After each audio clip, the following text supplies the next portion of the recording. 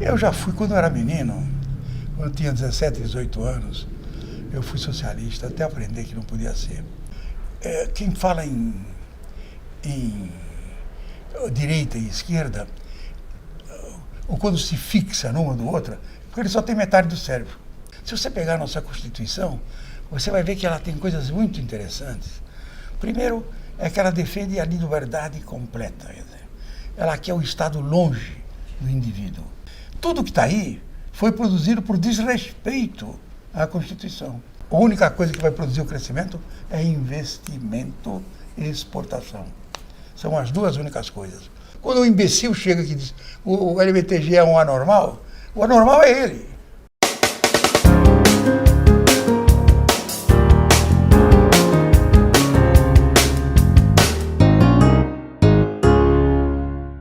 Meu convidado de hoje é o professor Delfim Neto, que dispensa outras apresentações, foi várias vezes ministro, é um conhecedor da história do Brasil e participante dela, né, durante anos e décadas. Né? Um pouquinho de tempo. Um pouquinho de tempo. Então vamos começar por ele, pelo Brasil. Como o senhor está sentindo o Brasil? Deixa eu lhe dizer, nós estamos num momento muito complicado. Eu acho que o governo tem tido... ele bate muito a cabeça. O Bolsonaro, na verdade, é uma coisa extravagante, porque ele joga uma casca de banana para o outro lado da rua e sai correndo para pisar nela. Quer dizer, ele cria problemas para ele o tempo todo. E é uma pena, porque ele foi eleito de uma maneira bastante significativa, ele tem um apoio, ainda tem um apoio importante, mas eu acho que o governo está muito dividido. Você tem algumas áreas do governo que são rigorosamente de muito boa qualidade. Eu destacaria duas ou três, quer dizer, a de infraestrutura, com o Tarcísio, a de agricultura, com a Tereza. Com a Tereza. Hoje mesmo, por exemplo, eu fiquei surpreso. Eu assisti o lançamento do Plano Safra. Eu posso dizer para os senhores o seguinte, eu tenho uma grande experiência nesse problema. Foi uma das melhores coisas que eu já vi. É um plano muito bem pensado, muito bem estudado, calibrado, estruturado, atendendo a todos os setores, a pecuária, a floresta, a agricultura de grande dimensão, a agricultura de pequena dimensão. Eu fiquei realmente muito impressionado, porque mostra que, a despeito de todas as confusões, você pode sim realizar alguns efeitos muito importantes e com consequências sérias para a economia. Ou a agricultura talvez seja hoje o único reduto onde você tem ganhos de produtividade. A volta do crescimento depende não apenas dela, mas da volta dos investimentos gerais em infraestrutura. Eu acho, portanto, que o governo tem áreas que são luminosas. E Paulo tem Guedes? Áreas que são escuras. Por exemplo, as escuras? Eu acho que uma área escura é essa área de costumes. Na verdade, é um sistema retrógrado, não compreende, recusa, na verdade, as evidências empíricas.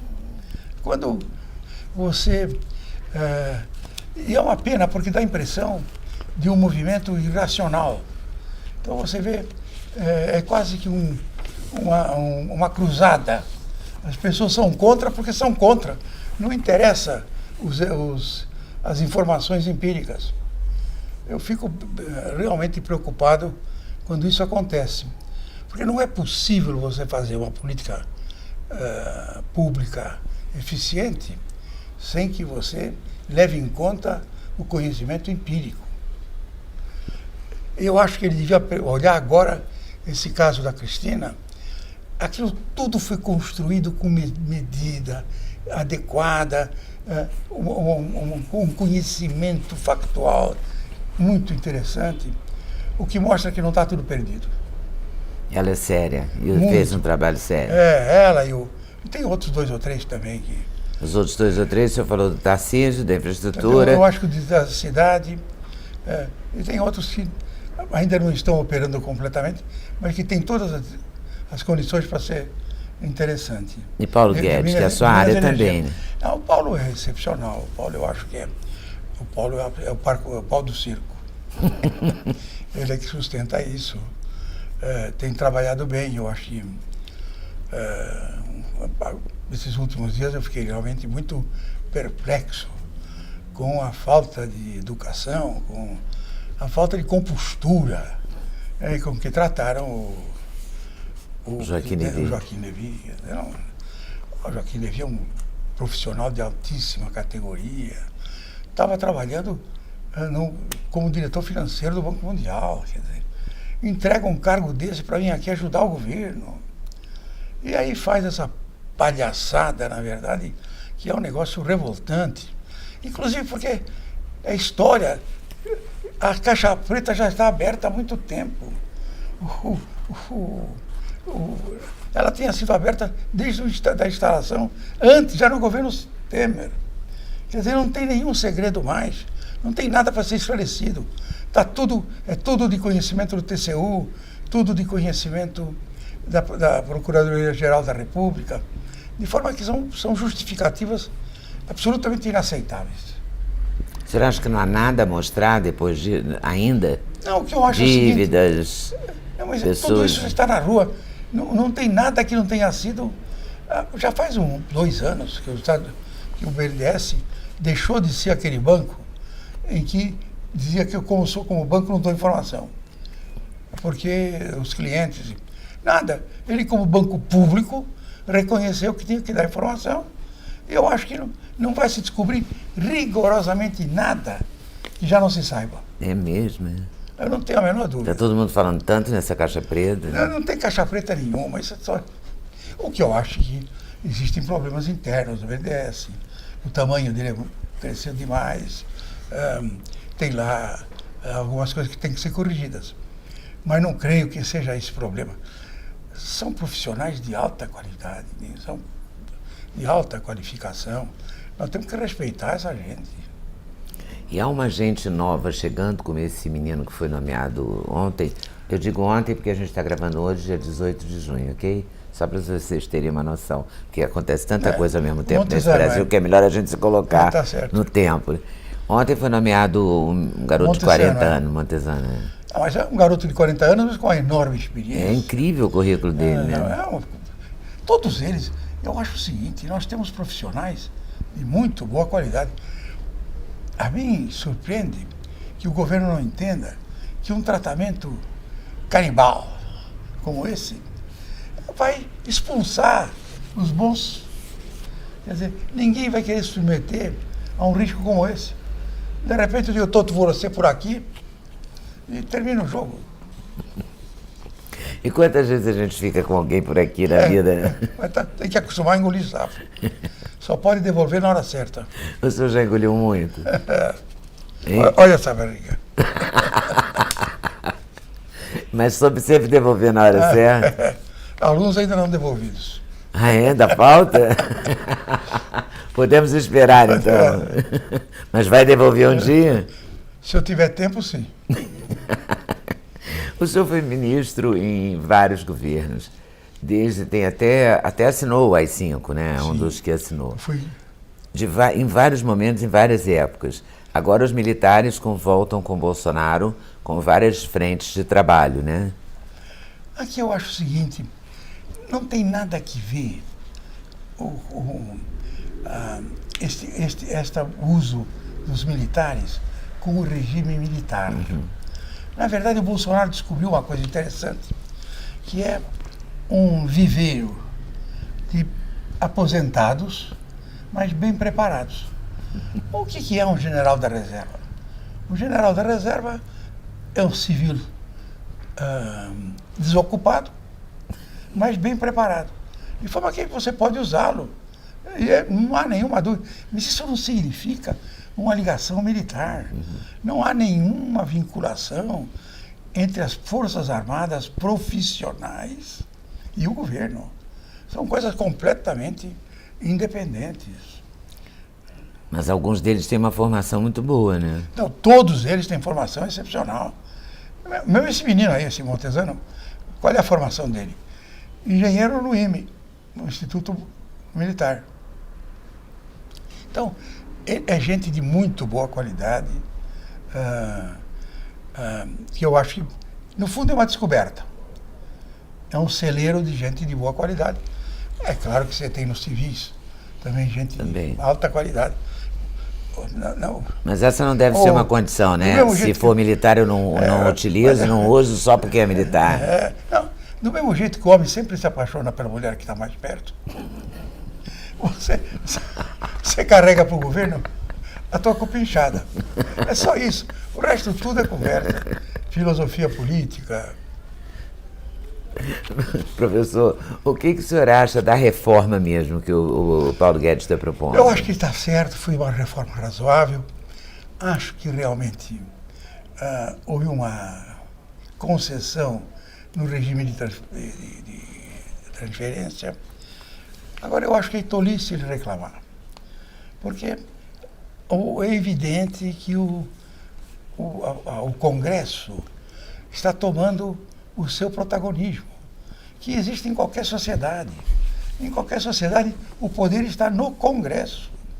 Mesmo no tal capital presidencialismo de coalizão, o presidente diz, eu tive 57 milhões de votos. Sim, mas o Congresso teve 146 milhões. De forma que caneta por caneta, do Congresso é mais forte. E é assim que funciona o mundo. Então, eu acho que o Congresso está assumindo uma responsabilidade nova, recuperando o seu protagonismo. Eu acho que hoje ele está muito bem administrado. O Rodrigo me parece uma liderança muito promissora. Eu tenho a impressão de que você está vendo se formar um político daqueles de grande qualidade, aqueles que costumam fazer tricô com 4 agulhas. E você tem o Davi, que é o presidente do Senado, que é uma das grandes surpresas desse negócio. Eficiente, trabalhador, determinado. De forma que eu vejo com bastante esperança os resultados desse protagonismo do Senado, do Congresso. Tanto é verdade que provavelmente vamos votar a Constituição, a reforma, antes do fim do primeiro período. Primeiro semestre. De julho, agosto. E depois eu acho que você já vai começar a criar uma comissão para estudar a reforma tributária, de iniciativa do Congresso. Eu acho que isso é uma coisa muito importante e muito significativa. Vejo mais coisas, vejo o Supremo começando a incorporar a ideia de que ele é Supremo só quando ele decide no pleno. Nenhum ministro é Supremo. O Supremo é quando eles todos decidem juntos. E eu tenho visto, honestamente, eu acho que estou com hoje mais esperança do que tinha.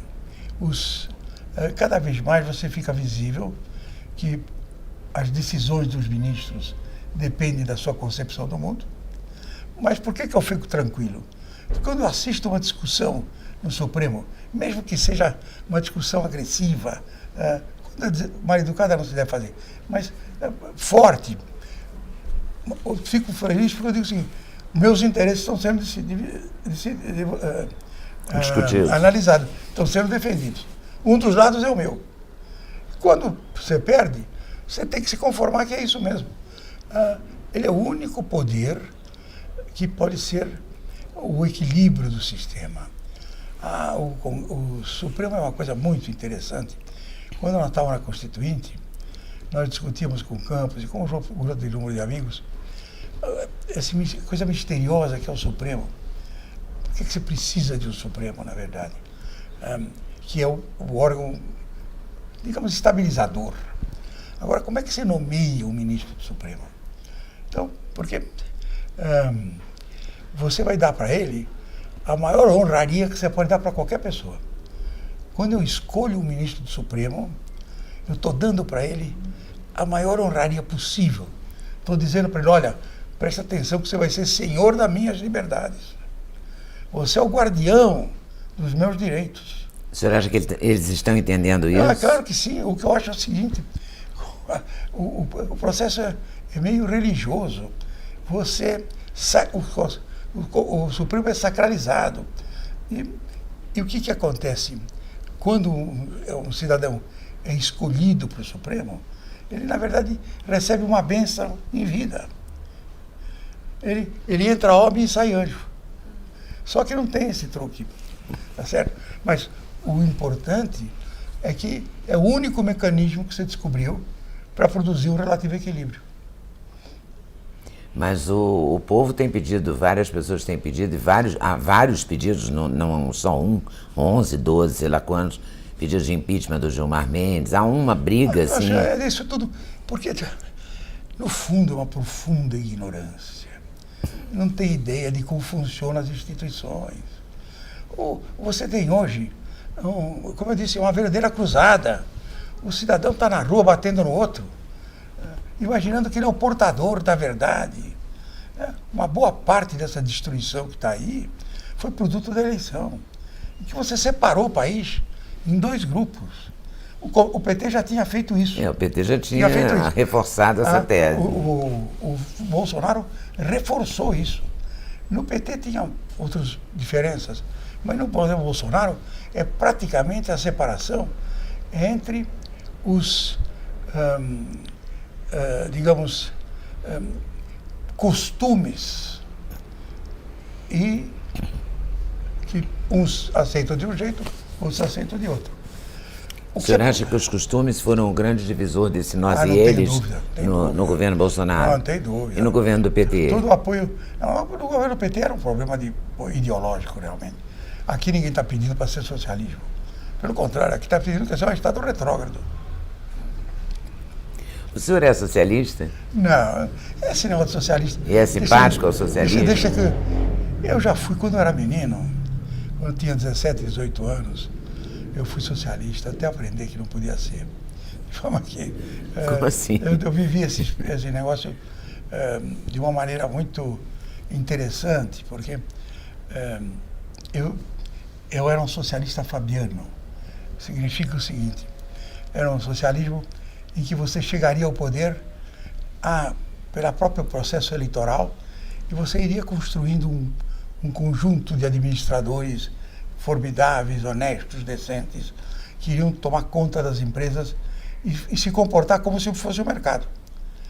Então não teria, o capital seria todo nacional, até que o meu primeiro professor de economia, o professor Polygon, me deu uma lição mostrando que não tinha forma de coordenar oferta e procura nesse processo. E aí eu aprendi numa tarde, ou desaprendi numa tarde, tudo que eu tinha aprendido em 4 anos. E de lá para cá o senhor mudou muito? Não, de lá para cá, eu acho o seguinte, na minha opinião, quem fala em direita e esquerda, ou quando se fixa numa do outra, porque ele só tem metade do cérebro. Ele já jogou fora o outro. Direita e esquerda é sinal de trânsito. Não tem nenhuma distinção mais. No passado teve, quando, na verdade, se criou o socialismo, que foram os sindicatos. Foi o sindicato que deu origem aos partidos socialistas, que civilizaram o capitalismo. E qual era o objetivo? O objetivo fundamental era a igualdade, porque o liberalismo defendia a liberdade. É uma forma muito simplificada de fazer isso. Mas, de qualquer jeito, hoje, não.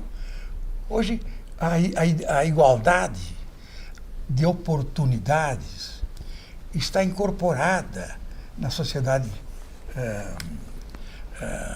civilizada. O que significa isso? Se você pegar a nossa Constituição, você vai ver que ela tem coisas muito interessantes. Primeiro, é que ela defende a liberdade completa. Quer dizer, ela quer o Estado longe do indivíduo. Por que isso? Porque ela foi feita exatamente depois de um período de ditadura, em que as pessoas sentiram o peso do Estado e querem o Estado longe delas. E o segundo é um outro valor, que é a igualdade de oportunidades. O que significa isso? essa igualdade de oportunidade significa que a sociedade tem que dar para todos, não gratuitamente, financiado por todos, a uma capacidade cognitiva igual. Ou seja, não importa se você nasceu num lar rico, tem instrutores, sua mãe foi atendida nos melhores hospitais, depois você teve alimentos, você está num lugar onde tem água tratada e esgoto tratado, ou seja, o teu aparato de apreensão do mundo está pronto para começar a vida.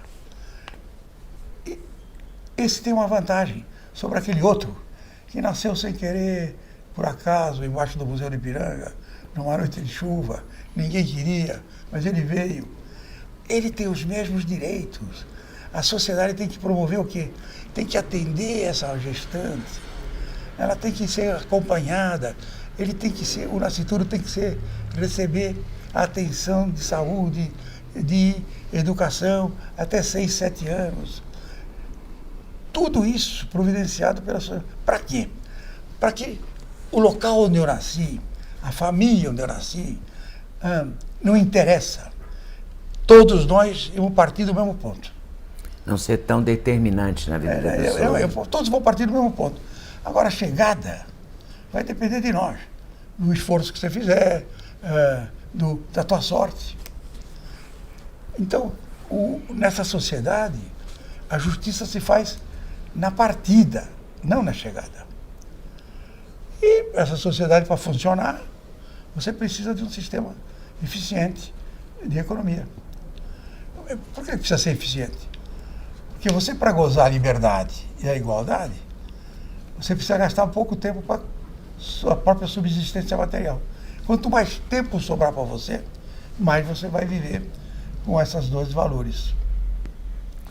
A gente diria, então, que investir na educação básica seria uma saída interessante?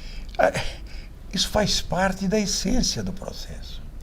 Porque o negócio é o seguinte: qual é a diferença de um cidadão que nasceu, digamos, no Morumbi, com toda a assistência, e um que nasceu numa favela? A diferença é na sua capacidade de apreensão do mundo. Este sujeito tem tudo, tem atenção, tem água, esgoto, tudo. Este outro não tem nada. Então, para a sociedade ser razoável, ser civilizada, é preciso que este tenha a mesma condição deste outro. Não, aqui o que se trata é de igualdade de oportunidades. Porque igualdade e liberdade não coincidem. Se você tem liberdade absoluta, não tem igualdade. Porque nós somos diferentes. Se você tem igualdade absoluta, obviamente não tem liberdade. Então, essa sociedade é que está implícita na Constituição de 88 e que as pessoas se recusam a ver. Uma boa parte dos nossos problemas é que nós não temos obedecido à Constituição.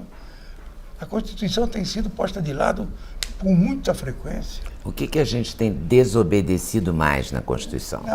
Na verdade, é o seguinte: o nosso sistema não você não poderia ter, na verdade, déficit. Você não pode ter gasto acima da receita. E pela lei de responsabilidade fiscal, tudo que está aí foi produzido por desrespeito à Constituição. Se você tivesse respeitado a Constituição, você não estaria nessa situação financeira. A Dilma desrespeitou a Constituição? Eu não gosto de falar em nome dele. Eu acho que a Dilma foi um desastre, infelizmente. Uma pena, porque é preciso reconhecer que até 2011, mesmo o governo Temer, o governo Lula, foi um governo bastante razoável, teve lá os seus problemas. Eu digo na área econômica, na área política teve lá seus problemas. Mesmo em 2011, a Dilma foi uma boa presidente. Cresceu 3,5%, reduziu a dívida pública. Em 2012, ela adquiriu um comportamento muito voluntarista. Ela começou a pôr a mão em coisas da qual ele não tem a menor ideia. E destruiu tudo isso, não tem. E depois fez uma campanha eleitoral na qual sacrificou toda a verdade. E a gente chegou onde a gente chegou. É verdade. Que esperança, com que olhar, com que esperança, com que expectativa o senhor olha o governo Bolsonaro? Deixa eu, como eu disse, tem áreas muito boas, tem áreas menos boas.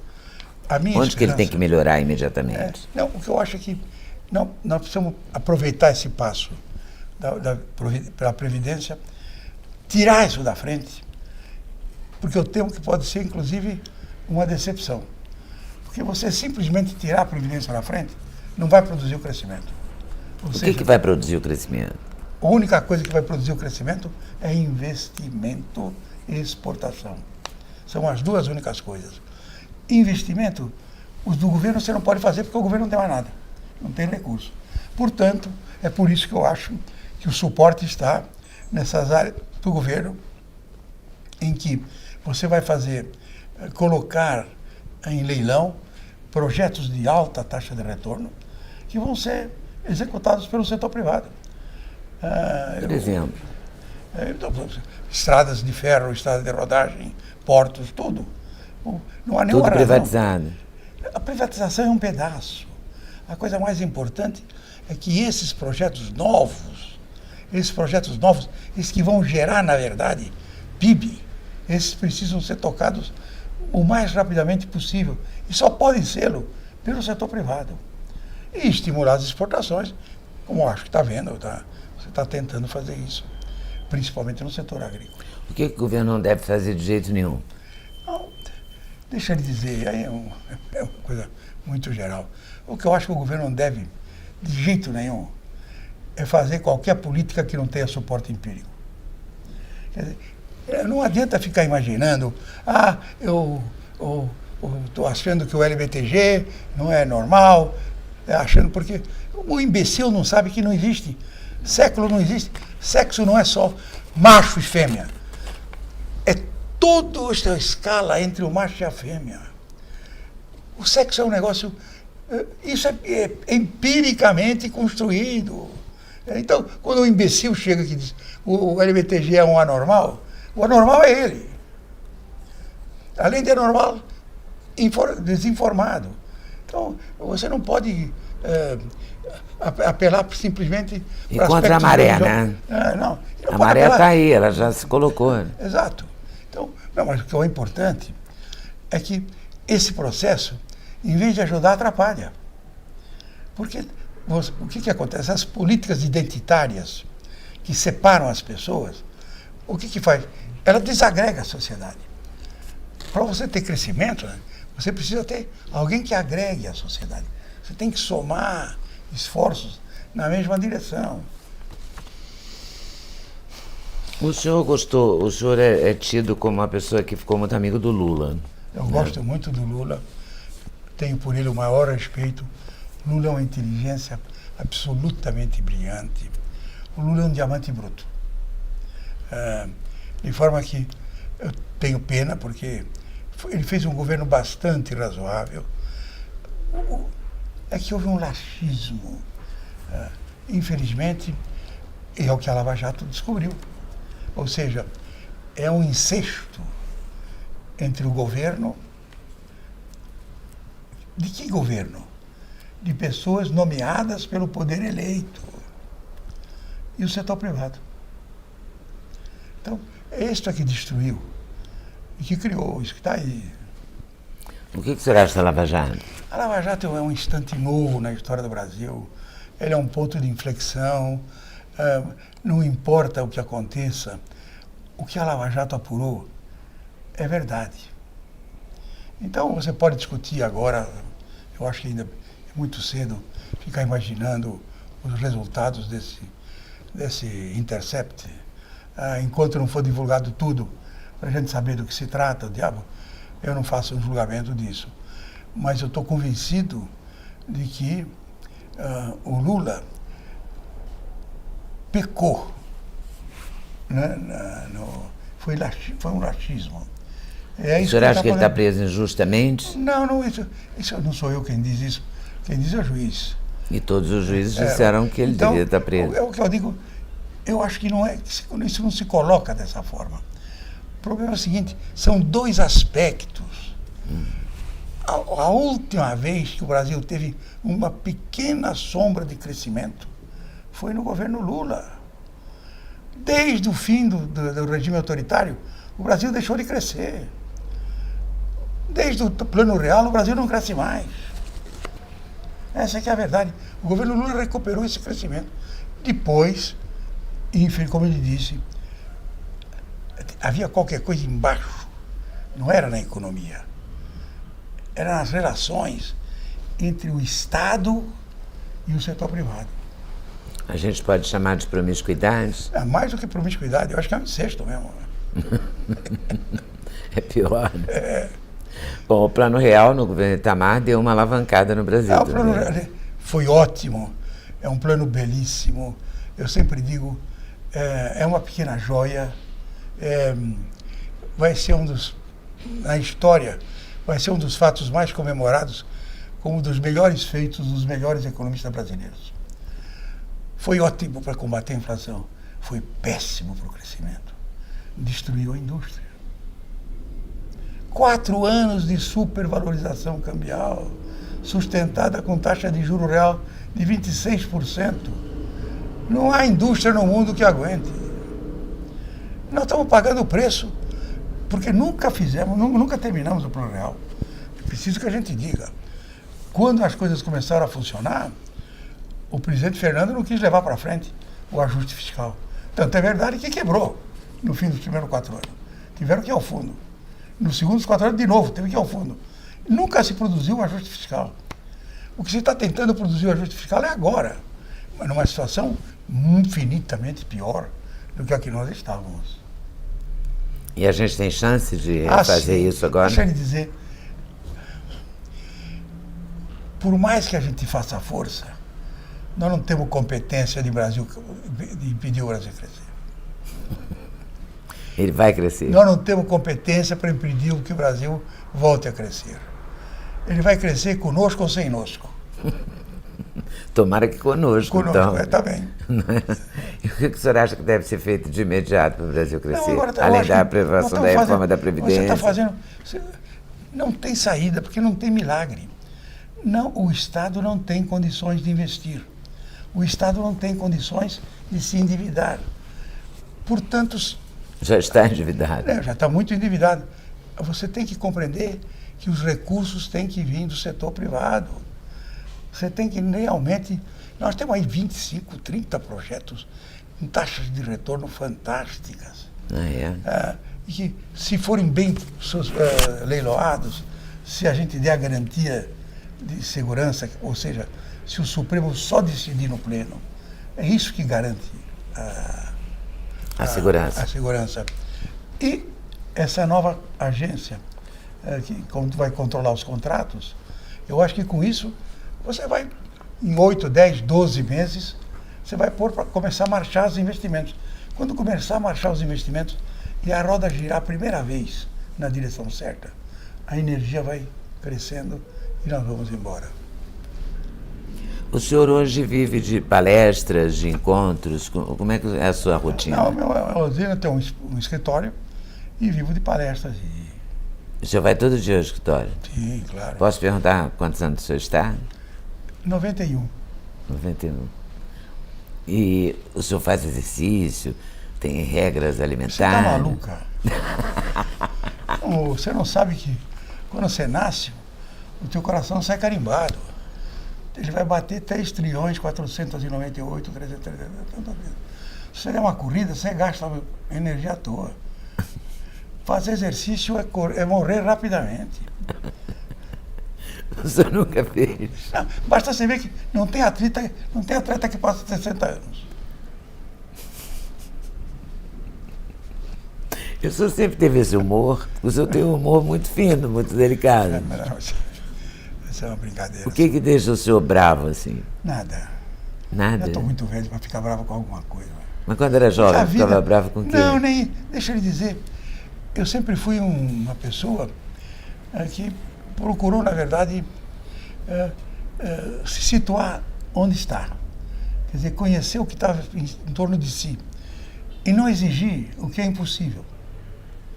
Então, enquanto eu pude trabalhar na direção de ajudar o desenvolvimento, eu fiz. E agora, e tento ajudar. Eu nunca fui um crítico do governo só por ser crítico. Nunca foi crítico para derrubar, né? Não, e vou dizer mais. Eu detesto as pessoas que acham que o governo é absolutamente incompetente. Ele tem seus problemas, mas eu acho que também tem algumas virtudes e que vale a pena ser ajudado. Eu acho que o Guedes vale a pena ser ajudado. Então é um programa bastante razoável. E eu acho que o Brasil está ajudando o Guedes.